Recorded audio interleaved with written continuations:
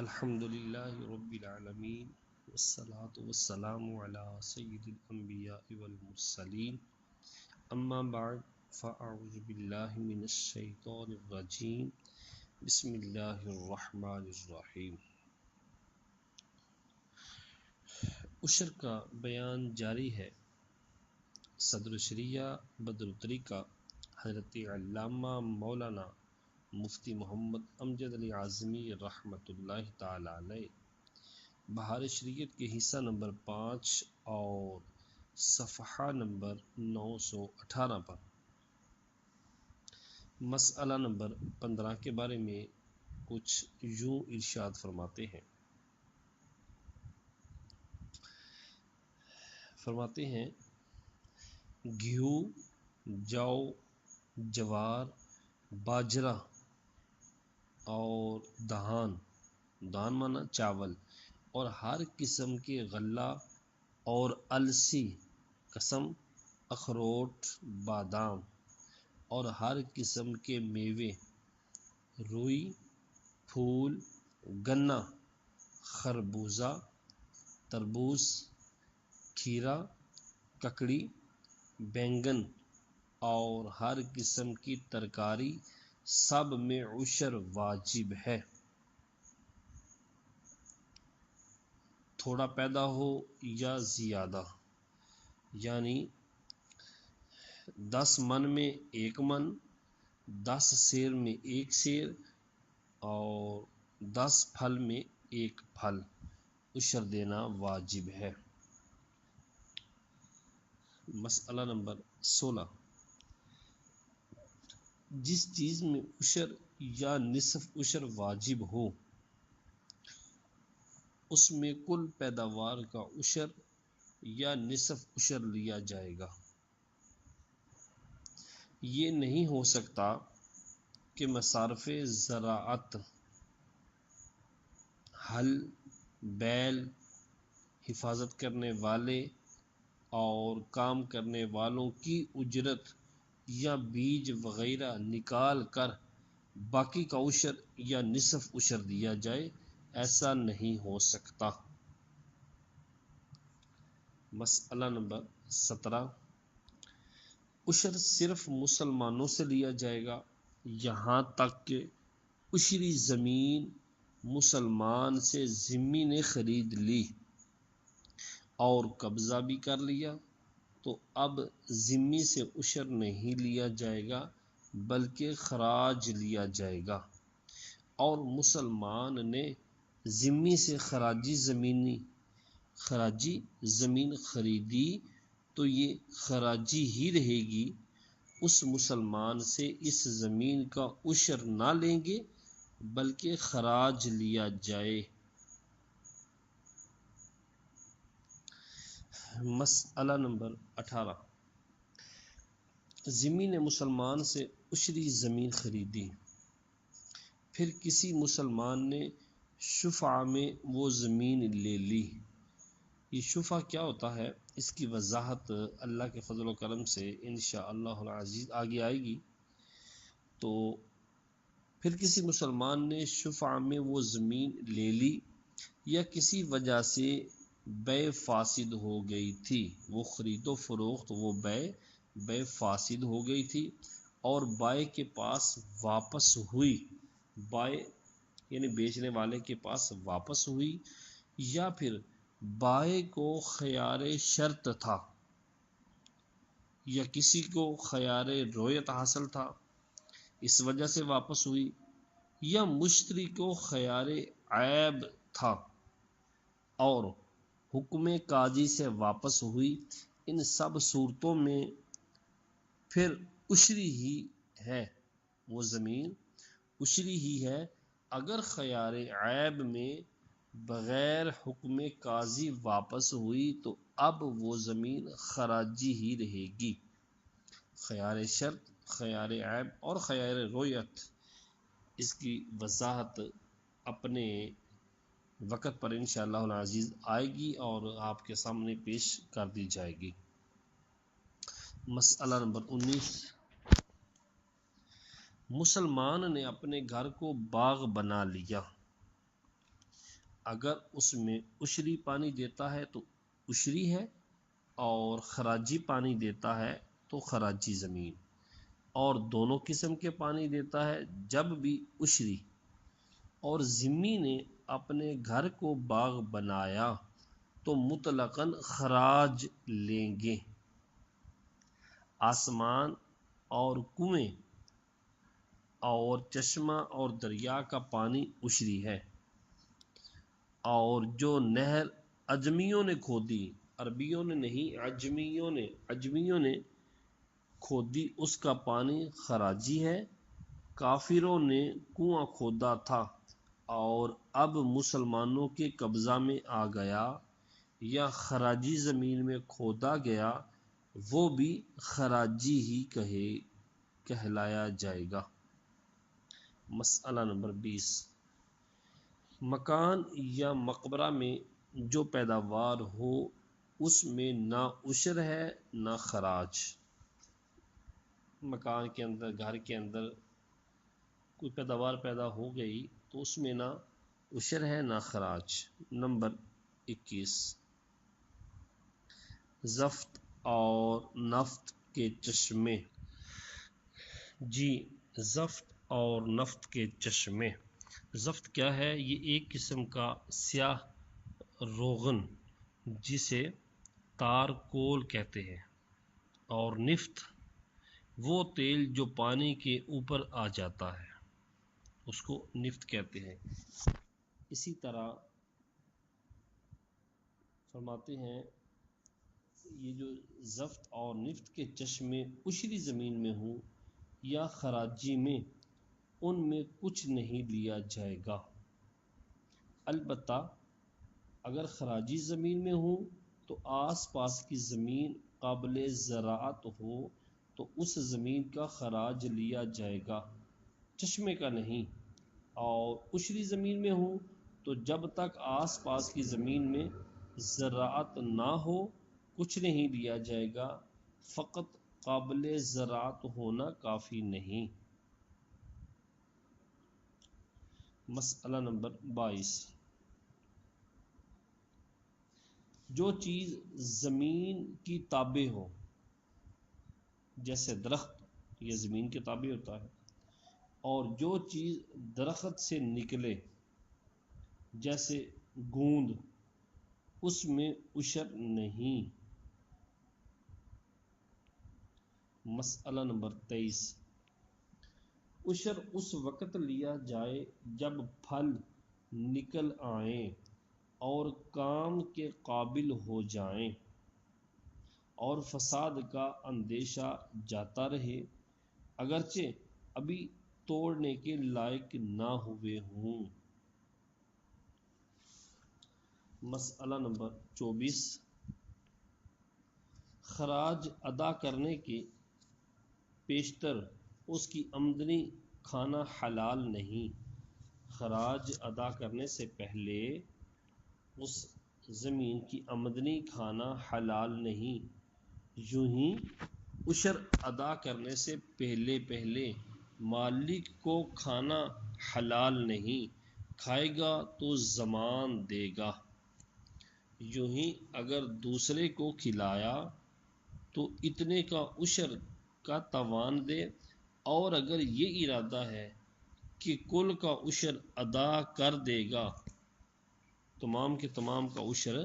ادا کر دے گا تو کھانا حلال ہے۔ مسئلہ نمبر 25، بادشاہ اسلام کو اختیار ہے کہ خراج لینے کے لیے غلے کو روک لے، مالک کو تصرف نہ کرنے دے، اور اس نے کئی سال کا خراج نہ دیا ہو اور عاجز ہو تو اگلی برسوں کا معاف ہے، اور عاجز نہ ہو تو لیں گے۔ مسئلہ نمبر 26،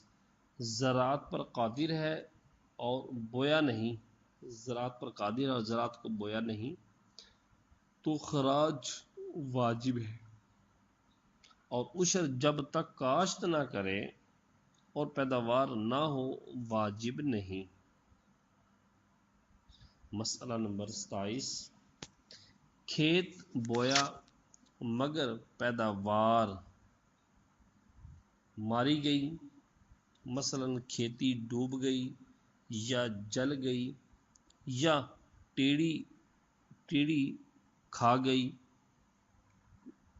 یہ مکڑی وغیرہ، یا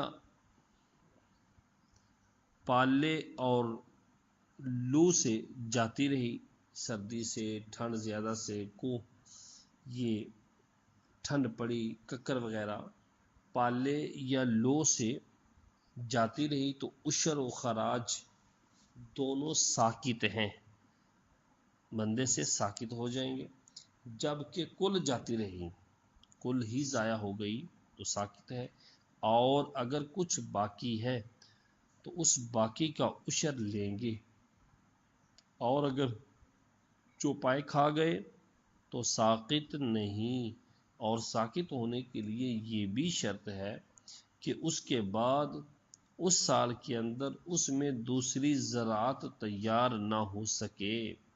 اور یہ بھی شرط ہے کہ توڑنے یا کاٹنے سے پہلے ہلاک ہو، ورنہ ساکت نہیں ہوگا عشر اور خراج۔ مسئلہ نمبر 28، خراجی زمین کسی نے غصب کی، چھین لی،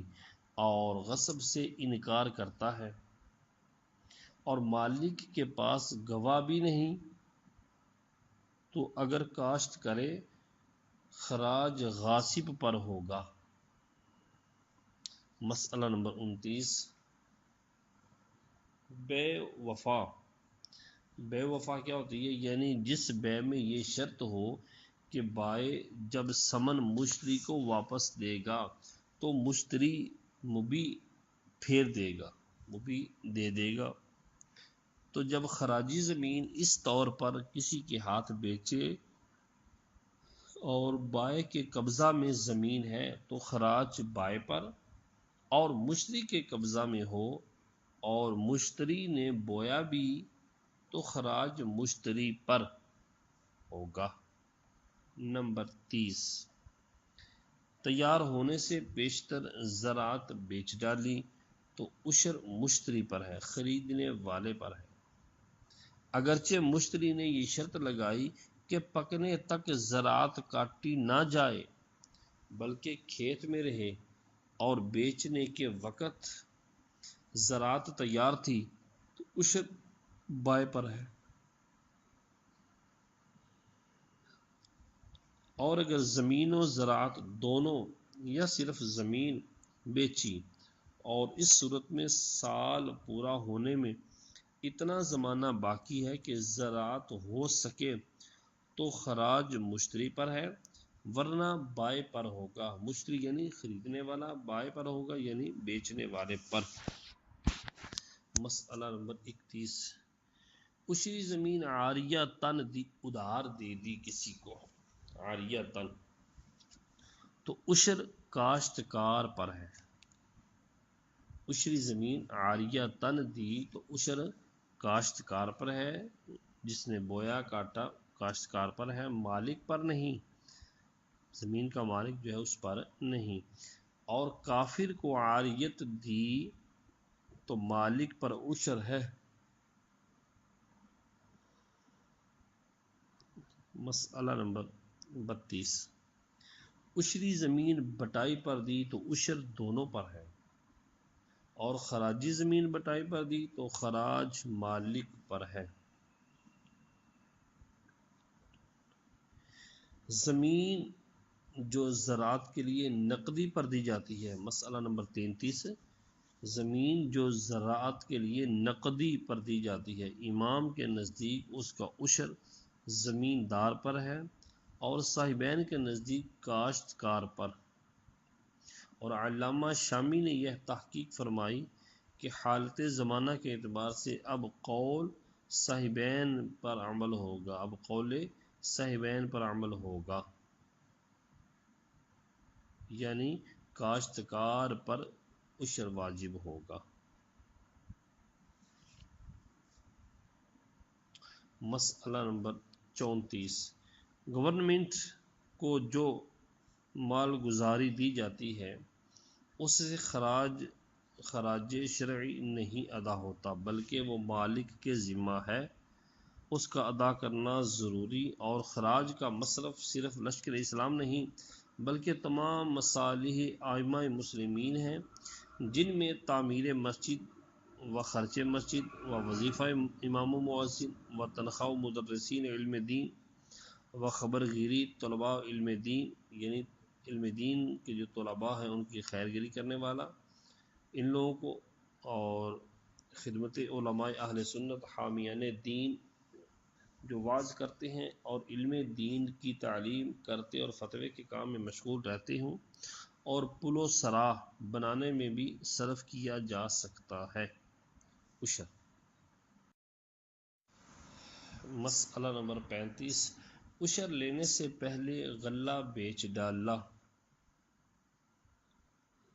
تو مصدق کو اختیار ہے، یعنی عشر وصول کرنے والے کو اختیار ہے کہ عشر مشتری سے لے لے یا بائع سے، اور اگر جتنی قیمت ہونی چاہیے اس سے زیادہ پر بیچا تو مصدق کو اختیار ہے کہ غلے کا عشر لے یا ثمن کا عشر، اور اگر کم قیمت پر بیچا، غلہ کم قیمت پر بیچا اور اتنی کمی ہے کہ لوگ اتنے نقصان پر نہیں بیچتے تو غلہ ہی کا عشر لے گا، اور وہ غلہ نہ رہا تو اس کا عشر قرار دے کر بائع سے لے یا اس کی واجبی قیمت۔ مسئلہ نمبر 36، انگور بیچ ڈالے تو ثمن کا عشر لے، اور شیرہ کر کے بیچا تو اس کی قیمت کا عشر لے۔ جی، مسئلہ نمبر صفحہ نمبر 922 پر صدر الشریعہ یہ بیان کرنے لگے ہیں کہ مال زکوٰۃ کن لوگوں پر صرف کیا جائے، زکوٰۃ کا مال کن لوگوں کو دے سکتے ہیں، کن پر خرچ کرنا چاہیے۔ اللہ تعالی قرآن کریم فرقان حمید میں ارشاد فرماتا ہے، انما الصدقات للفقراء والمساکین والعاملین علیہا والمؤلفۃ قلوبهم وفی الرقاب والغارمین وفی سبیل اللہ وابن السبیل فریضۃ من اللہ واللہ علیم حکیم۔ صدقات فقراء و مساکین کے لیے ہیں، اور ان کے لیے جو اس کام پر مقرر ہیں، اور وہ جن کے قلوب کی تالیف مقصود ہے، جن کے دلوں کو نرم کرنا مقصود ہے، اور گردن چھڑانے میں، غلام کو آزاد کروانے میں، اور تاوان والے کے لیے، اور اللہ عز و جل کی راہ میں، اور مسافر کے لیے۔ یہ اللہ عز و جل کی طرف سے مقرر کرنا ہے، اور اللہ عز و جل علم و حکمت والا ہے۔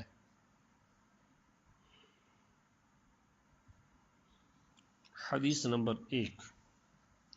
سنن ابی داؤد میں زیاد بن حارث صدائی رضی اللہ تعالی عنہ سے مروی ہے کہ رسول اللہ صلی اللہ تعالی علیہ وآلہ وسلم نے فرمایا کہ اللہ تعالی نے صدقات کو نبی یا کسی اور کے حکم پر نہیں رکھا، بلکہ اس نے خود اس کا حکم بیان فرمایا اور اس کے 8 حصے کیے۔ حدیث نمبر 2، امام احمد و ابو داؤد و حاکم ابو سعید رضی اللہ تعالی عنہ سے راوی کہ رسول اللہ صلی اللہ علیہ وآلہ وسلم نے فرمایا کہ غنی کے لیے صدقہ حلال نہیں مگر 5 شخص کے لیے۔ نمبر 1، اللہ عز و جل کی راہ میں جہاد کرنے والا، یا صدقے پر عامل صدقہ وصول کرنے والا، یا تاوان والے کے لیے، یا جس نے اپنے مال سے خرید لیا ہو، یا مسکین کو صدقہ دیا گیا اور اس مسکین نے اپنے پڑوسی مالدار کو ہدیہ کیا، تحفہ دیا۔ اور احمد و بہقی کی دوسری روایت میں مسافر کے لیے بھی جائز ہونا آیا ہے۔ حدیث نمبر 3 میں بہقی نے حضرت مولا علی رضی اللہ تعالیٰ عنہ سے روایت کی کہ فرمایا، صدقہ مفروضہ میں اولاد اور والد کا حق نہیں۔ صدقہ مفروضہ یعنی صدقہ واجبہ، زکوٰۃ، عشر، ان میں والد اور اولاد کا حق نہیں، یعنی یہ اصول و فروع کو نہیں دے سکتے۔ حدیث نمبر 4 طبرانی کبیر میں ابن عباس رضی اللہ تعالی عنہما سے راوی کہ حضور صلی اللہ علیہ وآلہ وسلم نے فرمایا، اے بنی ہاشم، تم اپنے نفس پر صبر کرو کہ صدقات آدمیوں کے دھون ہیں۔ حدیث نمبر 5 تا 7 امام احمد و مسلم مطلب بن ربیعہ رضی اللہ تعالیٰ عنہ سے راوی حضور صلی اللہ علیہ وآلہ وسلم نے فرمایا، آل محمد صلی اللہ علیہ وآلہ وسلم کے لیے صدقہ جائز نہیں کہ یہ تو آدمیوں کے میل ہیں۔ اور ابن سعد کی روایت امام حسن مجتبی رضی اللہ تعالیٰ عنہ سے ہے کہ حضور صلی اللہ علیہ وآلہ وسلم نے فرمایا، اللہ تعالیٰ نے مجھ پر اور میری اہل بیت پر صدقہ حرام فرما دیا۔ اور ترمذی و نسائی و حاکم کی روایت ابو رافع رضی اللہ تعالیٰ عنہ سے ہے کہ حضور صلی اللہ علیہ وآلہ وسلم نے فرمایا، ہمارے لیے صدقہ حلال نہیں، اور جس قوم کا آزاد کردہ غلام ہو وہ انہی میں سے ہے۔ حدیث نمبر 8 صحیحین میں ابو ہریرہ رضی اللہ تعالیٰ عنہ سے مروی کہ امام حسن رضی اللہ تعالیٰ عنہ نے صدقے کا خرمہ لے کر منہ میں رکھ لیا۔ صدقے کا خرمہ کیوں سمجھ لیں کہ ایک کھجور کا خوشہ،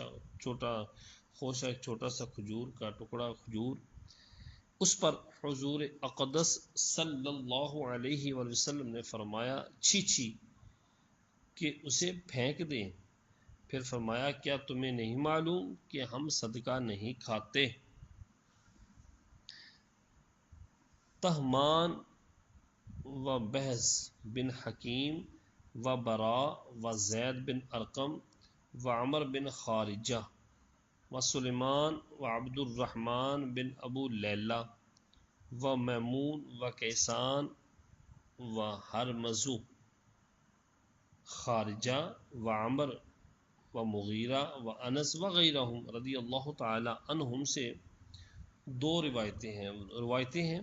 کہ حضور صلی اللہ علیہ وآلہ وسلم کی اہل بیت کے لیے صدقات ناجائز ہیں،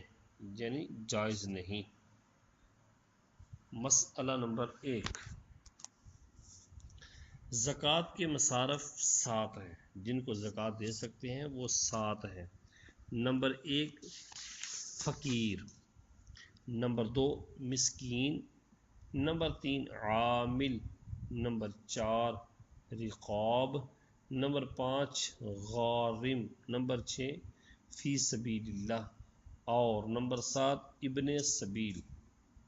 مسئلہ نمبر 2، فقیر وہ شخص ہے، شرعی فقیر وہ شخص ہے جس کے پاس کچھ ہو مگر نہ اتنا کہ نصاب کو پہنچ جائے، یا نصاب کی مقدار ہو تو اس کی حاجت اصلیہ میں غرق ہو، ڈوبا ہوا ہو، مثلا رہنے کا مکان، پہننے کے کپڑے، خدمت کے لیے لونڈی، غلام، علمی شغل رکھنے والے کو دینی کتابیں جو اس کی ضرورت سے زیادہ نہ ہوں، جس کا بیان پیچھے آپ کے سامنے عرض کر چکا ہوں۔ یوں ہی اگر مدیون ہے، قرض خواہ ہے جس پر قرضہ ہے، اور دین نکالنے کے بعد نصاب باقی نہ رہے، یعنی قرضہ اتارنے کے بعد اس کے بعد نصاب نہیں رہتا، تو فقیر ہے، اگرچہ اس کے پاس ایک تو کیا کئی نصابیں ہوں۔ اگر قرضہ اتارے تو فقیر ہو جاتا ہے، نصاب نہیں رہتا، تو وہ شرعی فقیر ہے۔ مسئلہ نمبر 3، فقیر اگر عالم ہو تو اسے دینا جاہل کو دینے سے افضل ہے، مگر عالم کو دے تو اس کا لحاظ رکھے کہ اس کا اعزاز مد نظر ہو، ادب کے ساتھ دے، جیسے چھوٹے بڑوں کو نظر دیتے ہیں، چھوٹے بڑوں کو تحفہ دیتے ہیں۔ اور معاذ اللہ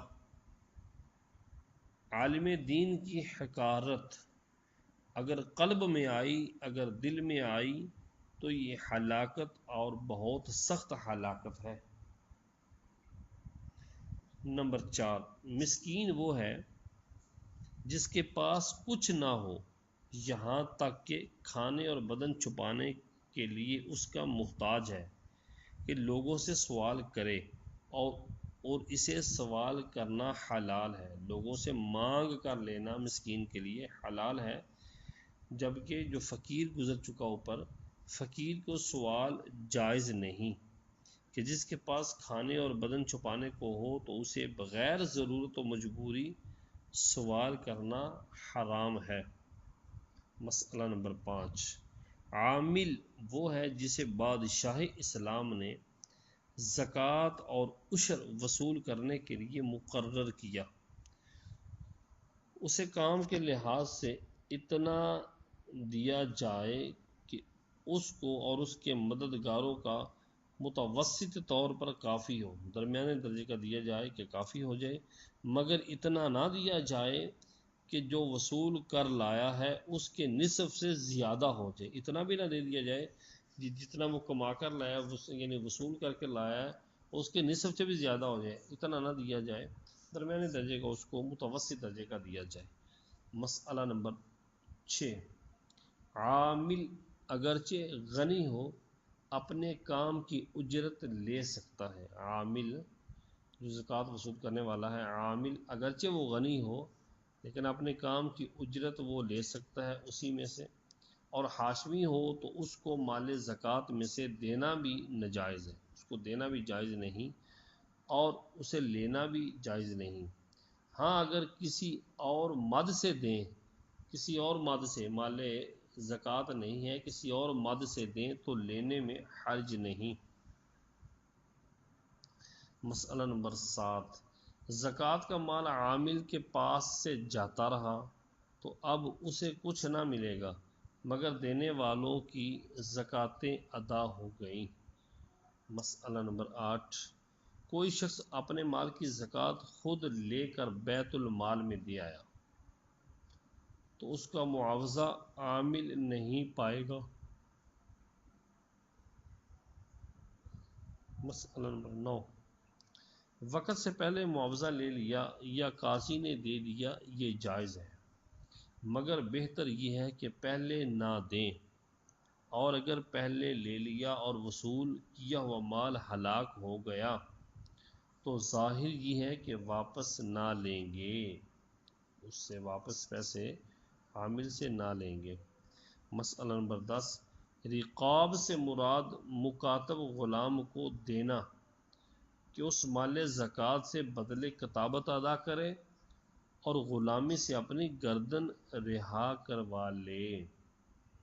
جی مسئلہ نمبر 11، غنی کے مکاتب کو بھی مال زکوٰۃ دے سکتے ہیں، غنی کے مکاتب، غنی بندہ ہے اس کا جو غلام مکاتب ہے اس کو بھی مال زکوٰۃ دے سکتے ہیں، اگرچہ معلوم ہو کہ یہ غنی کا مکاتب ہے، مکاتب پورا بدلے کتابت ادا کرنے سے عاجز ہو گیا اور پھر بدستور غلام ہو گیا تو جو کچھ اس نے مال زکوٰۃ لیا ہے اس کو مولا تصرف میں لا سکتا ہے، اس کا جو مولا ہے اگرچہ وہ غنی ہو اس کو اپنے تصرف میں لا سکتا ہے۔ مسئلہ نمبر 12، مکاتب کو جو زکوٰۃ دی گئی وہ غلامی سے رہائی کے لیے ہے، مگر اب اسے اختیار ہے دیگر مصارف میں بھی وہ خرچ کر سکتا ہے۔ اگر مکاتب کے پاس بقدر نصاب مال مکاتب کے پاس ہے اور بدلے کتابت سے بھی زیادہ ہے، جب بھی زکوٰۃ دے سکتے ہیں مکاتب کو، مگر ہاشمی کے مکاتب کو زکوٰۃ نہیں دے سکتے۔ مسئلہ نمبر 13، غارم سے مراد مدیون ہے۔ غارم سے مراد مدیون ہے، یعنی اس پر اتنا دین ہو، اتنا قرضہ ہو کہ اسے نکالنے کے بعد نصاب باقی نہ رہے، اگرچہ اس کا اوروں پر باقی ہو مگر لینے پر قادر نہ ہو، مگر شرط یہ ہے کہ مدیون ہاشمی نہ ہو، مقروض جو ہے بندہ وہ ہاشمی نہ ہو کہ ہاشمی زکوٰۃ نہیں لے سکتا۔ صلو علی الحبیب صلی اللہ علی محمد۔